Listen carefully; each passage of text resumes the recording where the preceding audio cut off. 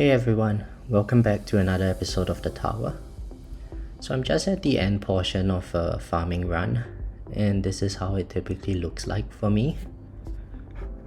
So as we can see, it's about 4,000 waves. I get about 200-ish thousand cells, just under 4 hours. And I think the maximum I've ever gotten was something like 2Q. Can't remember the exact amount, but it's around this amount each run. So I noticed that there has been quite a few new subscribers, and welcome to the channel for those of you new to the channel. And also in the previous video where I made a response video to one of the previous comments that I received in the video, that video seemed to have gathered quite a fair bit of comments. So in that video, I've addressed most of the comments, but I've also thought about it, and I think it would be interesting for future videos, instead of responding to the comments, include a segment where I just answer the comments and provide my thoughts on it within the video itself. This is primarily due to my current stage in life. So I'm currently doing grad school, and over the past few years I've realized that I've developed a very bad habit in terms of speaking, and I'm not really articulating myself well, and I often lose myself when I'm talking. So I end up saying stuff like or there's long pauses in between whatever I'm saying. So doing these YouTube videos is just an avenue for me to practice speaking about topics outside of economics, which is what I'm working on. So with that being said, the future comments, if there are elements of it that I can address on the spot, I would probably do that. But if I think there's a bit of discussion that can happen on those comments, I would probably include that into the videos. So please bear in mind that because I'm only uploading the videos every few days or every week, it might be a while before I get to your comment, but please do not feel that I have not read your comment or anything. So yeah, just waiting for the run to end. Wings have already popped. Oh, but my energy shields are back. I think just to save time, I'll probably just end the run early. It's about time that I'm dead anyway.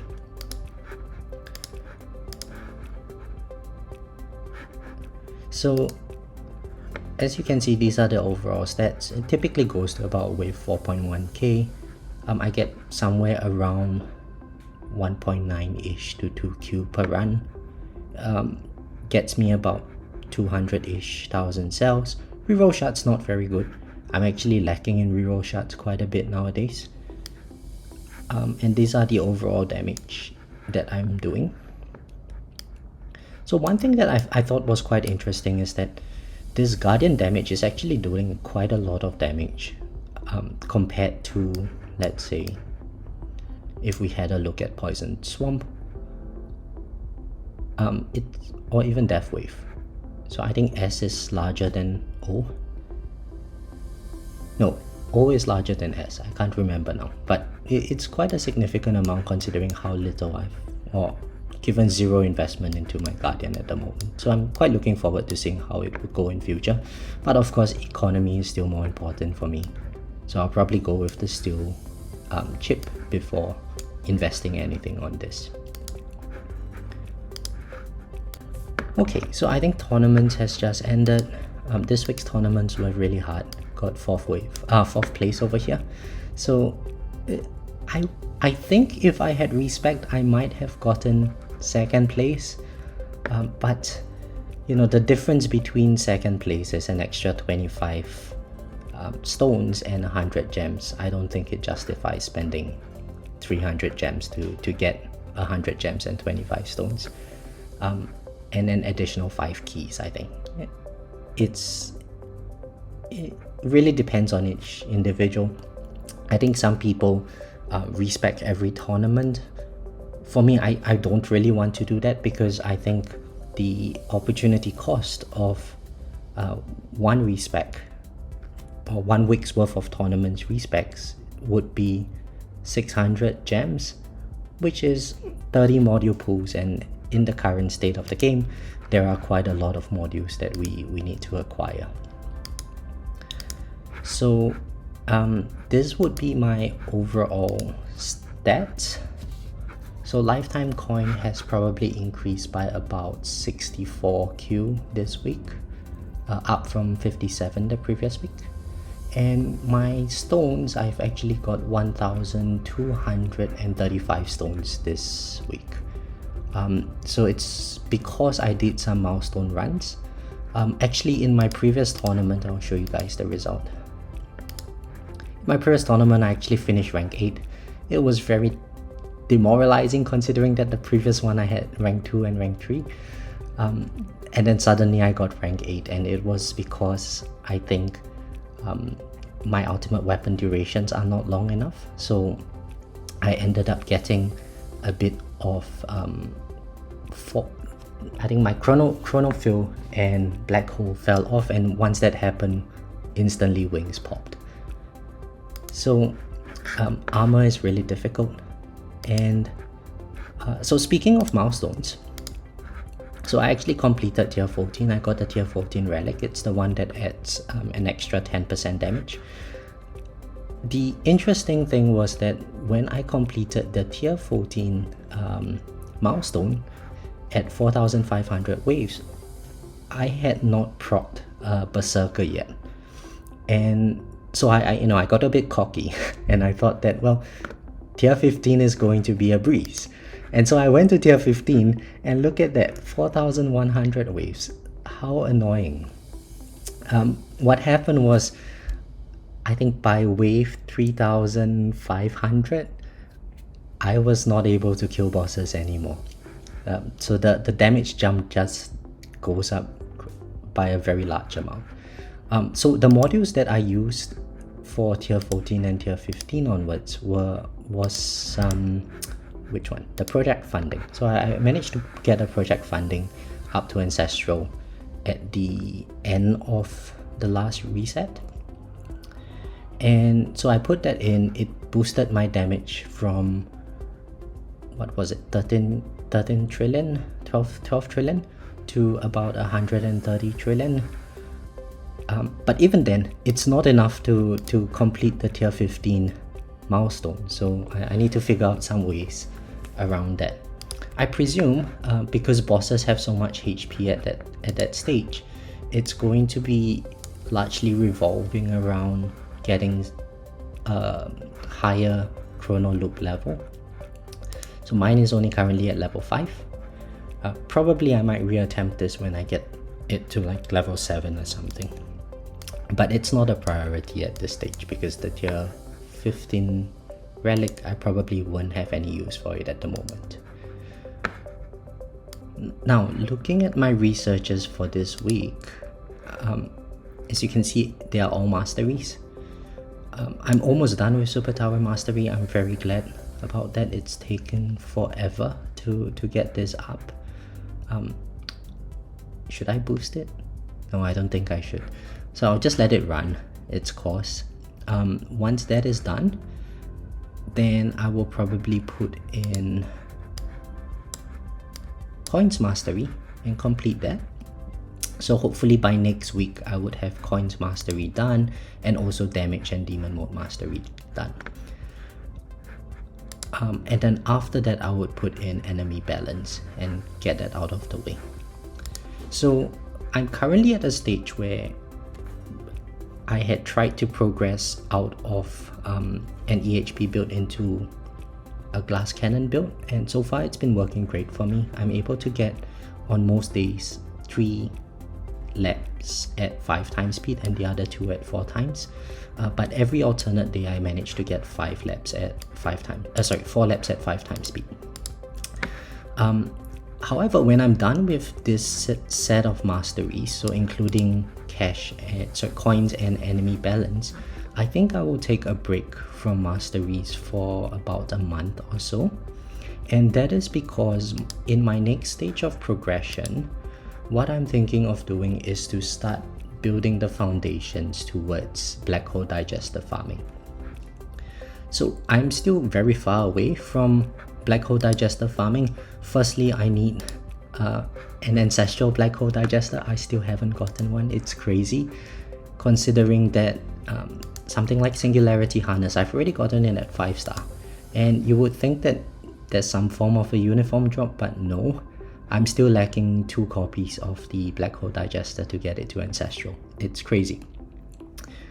But the nice thing is that now, because I have gotten Singularity Harness to 5-star, you can see that the rate at which it drops is significantly less than the other modules. So hopefully that's good. I hope not to draw another Singularity Harness ever again.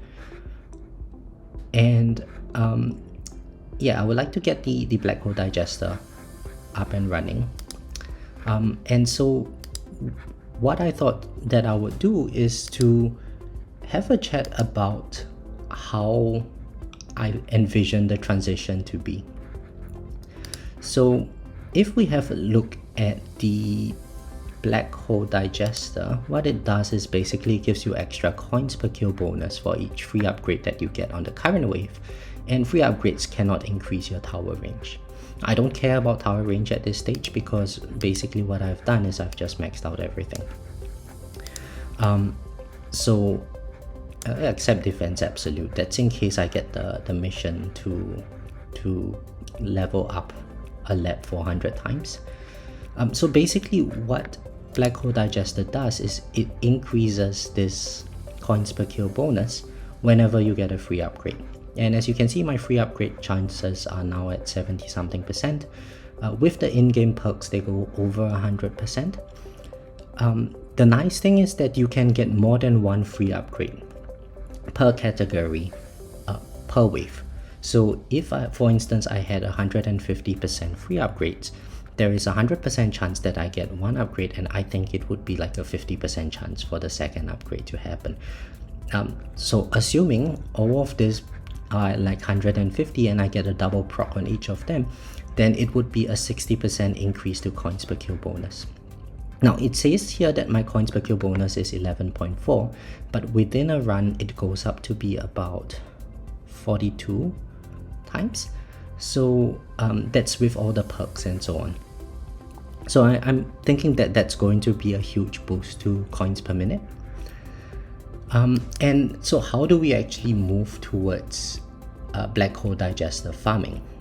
Well, the way I'm thinking about it is Galaxy Compressor is gone, and I intend to keep the Multiverse Nexus as my farming module just for the foreseeable future. So basically what that means is that my Death Wave, Golden Tower and Black Hole are going to lose quite a bit of uptime because I no longer run with Galaxy Compressor.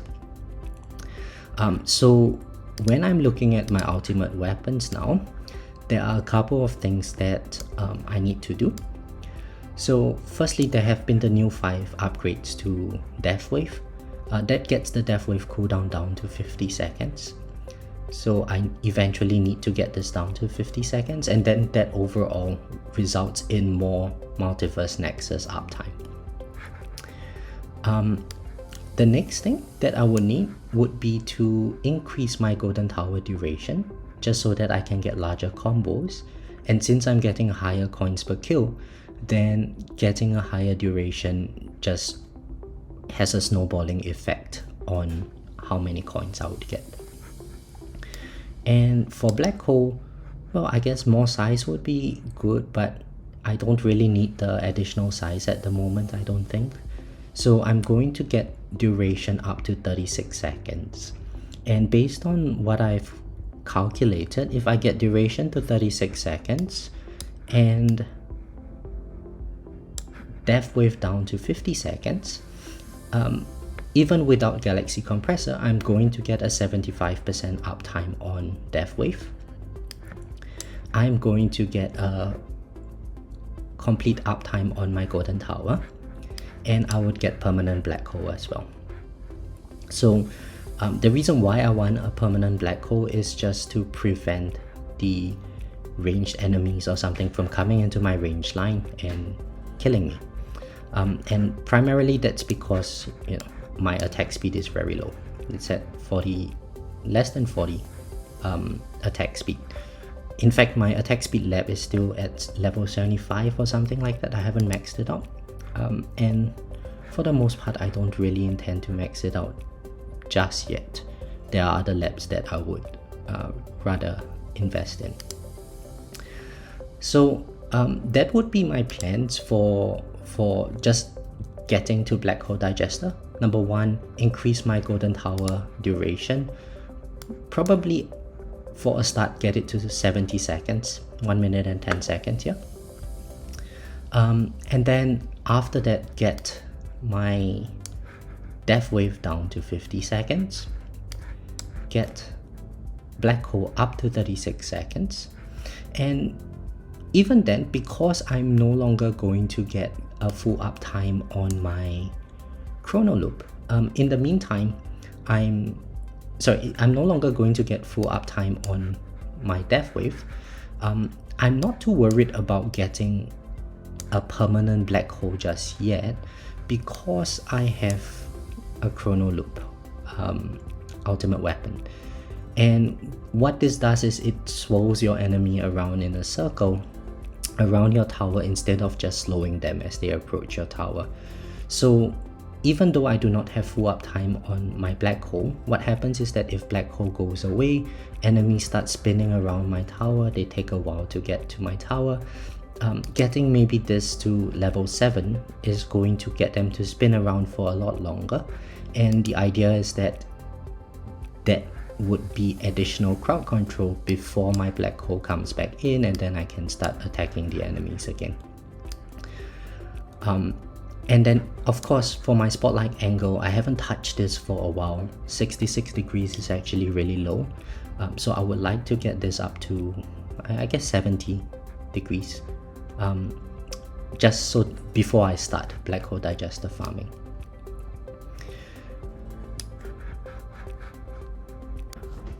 Now, of course, I still need to work on damage. I'm by no means done with damage.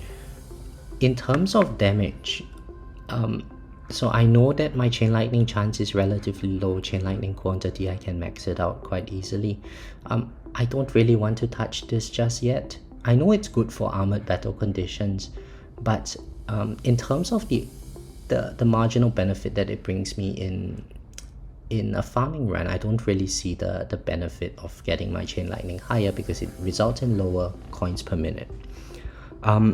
What I might do is to increase my Smart Missile quantity towards 15 and maybe get a level or 2 into Smart Missile damage.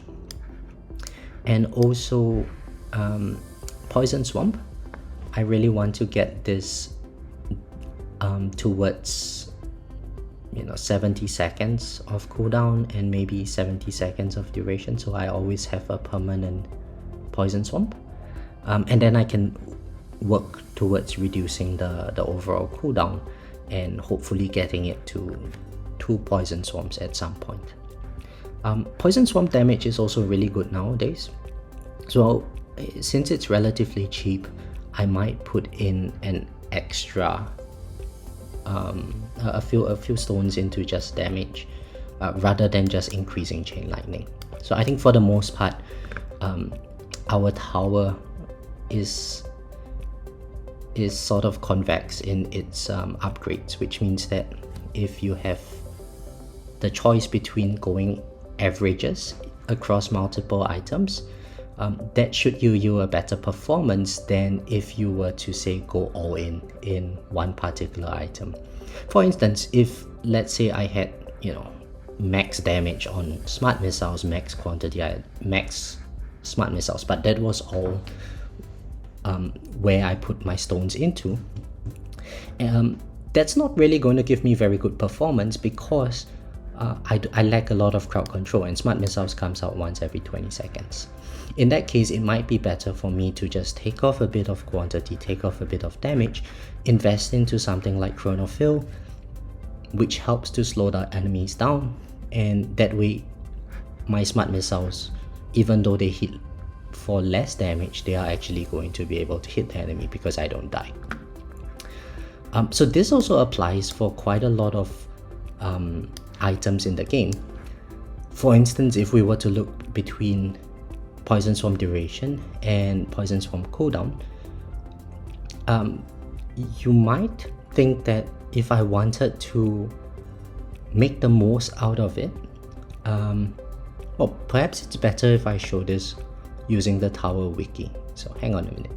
Okay, we are back. This is the Tower Wiki page for Poison Swamp.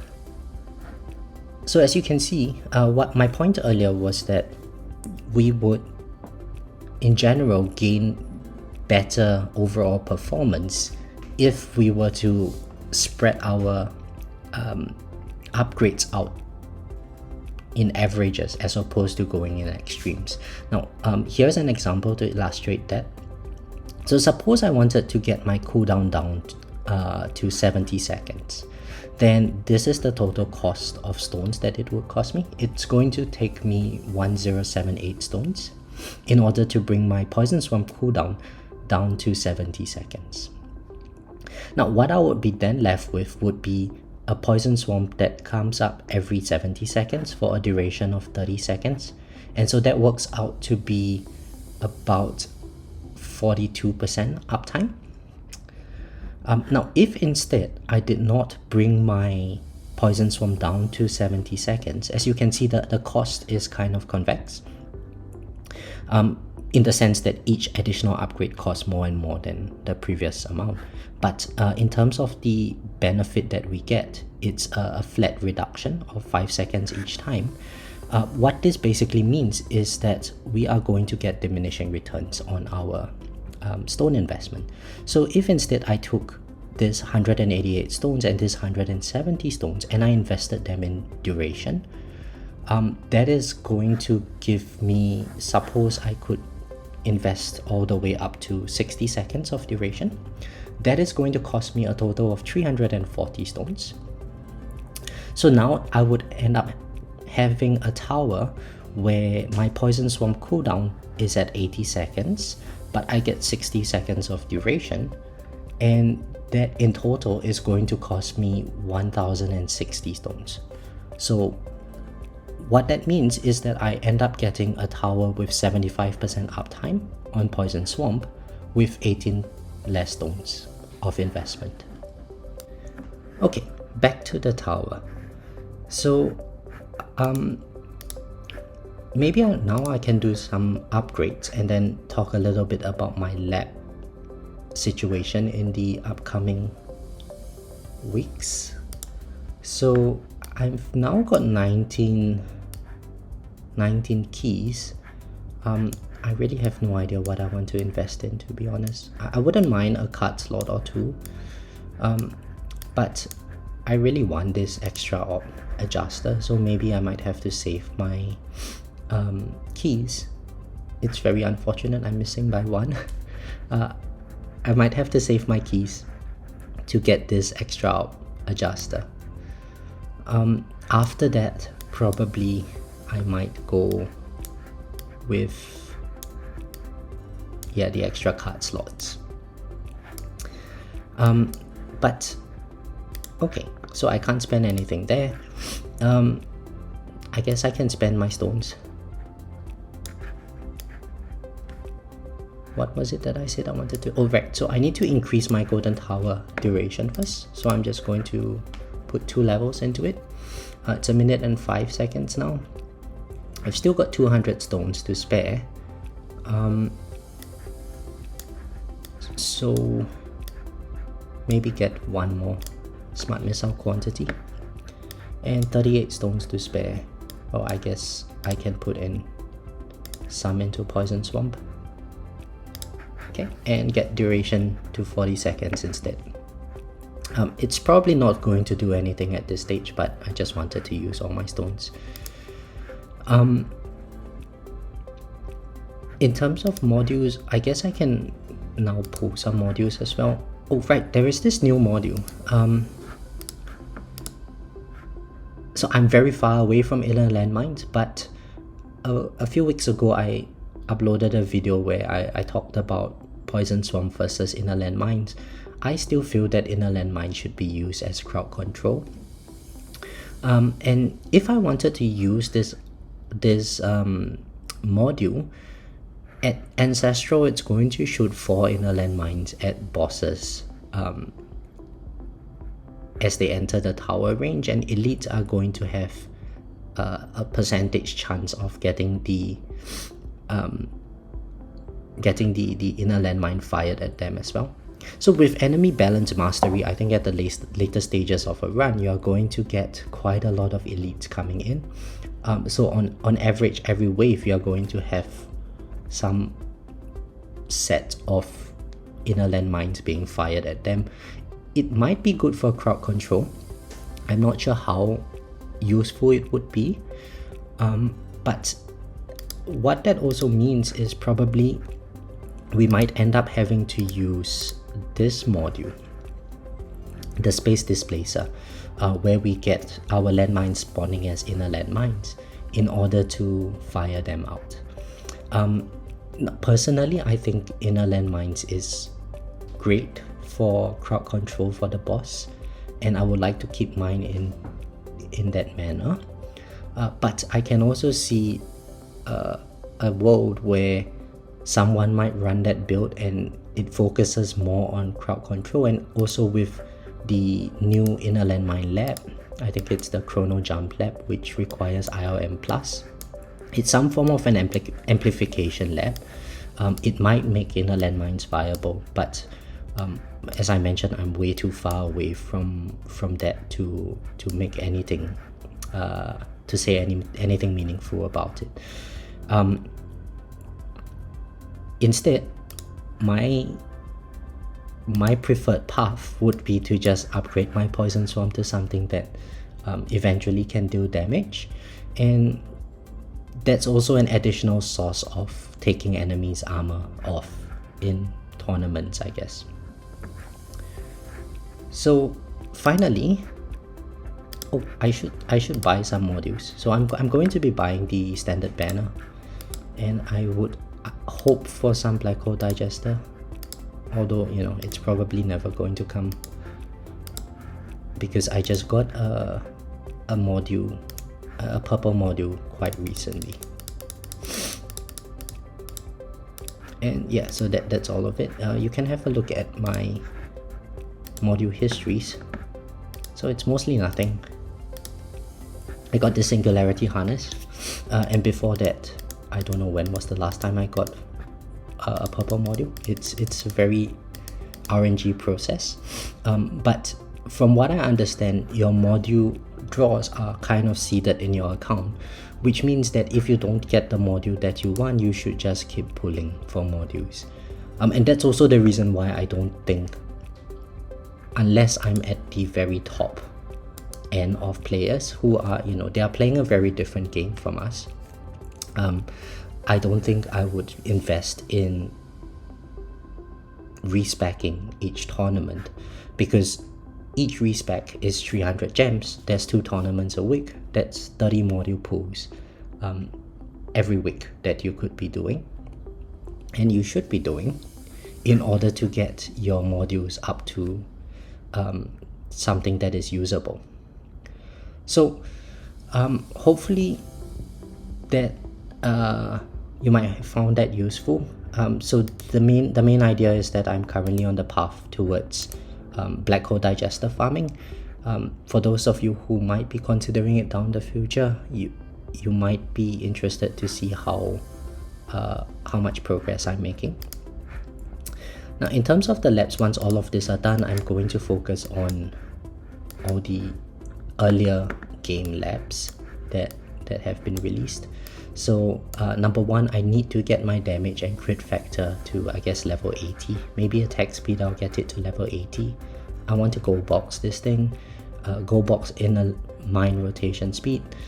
A super tower bonus, maybe. It takes quite a while, But yeah, go boxing, that wouldn't be the worst thing in the world. I should get recharge nuke maxed as well. And my amplify bot does need a bit of work on it. I haven't touched it yet. Golden bot, maybe I might max it out. Band perks, I also want to get one level into it. Fast enemy speed, now thankfully with the max chronofill speed reduction, I'm not really having issues with fast enemies in tournaments anymore.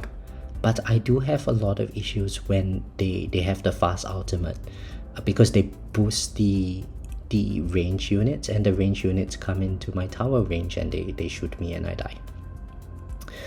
But also for progression, I'm going to be working on tank enemy health and boss health, because tier 17 has I think tank ultimate, so having less tank health would be quite useful also in tournaments. Auto pick ranking, I want to get 2 levels into it, and then yeah, I think that would be like my progression for the next 1 month or so, once I'm done with my current set of cut masteries. And then I also want to get this swamp radius and everything up to level 20 at least, which shouldn't take very long. Get them to level 20, maybe dabble a little bit with the swamp ren when I start getting the poison swamp damage up, and finally I need to get this to level 30. And you might be thinking that, well, my current state of the tower is that I have a minute chronofill and there is no need for an extra 1 second, but it is my goal eventually to max out this chronofill duration. And the reason for that is because when we get that ultimate weapon duration reduction in the tournaments as the battle condition, it forces me to currently use Galaxy Compressor just to maintain the uptime. And even with Galaxy Compressor, my chronofill does drop sometimes. So there's 2 alternatives for me. The first is I could choose to roll out either Chain Lightning damage or Black Hole size into a chronofill duration or chronofill cooldown substat, and that would resolve my problem. But that kind of ties up these 2 slots, and ideally I would like to get more damage into it, maybe extra Chain Lightning quantity and maybe extra Smart Missiles over here, which I think would be more beneficial than if I were to say fix one of the slots. And as we all know, rolling for modules is extremely painful anyway. Okay, so I believe that is all the content that I have for today. As I mentioned earlier in the video, if you have any comments of questions that you might like me to go through in future, please do not hesitate to put them in the comment section, and depending on whether or not there are comments, I would answer them in the following video as part of the content. Alright, have a great week everyone, and I will see you guys in the next video. Bye.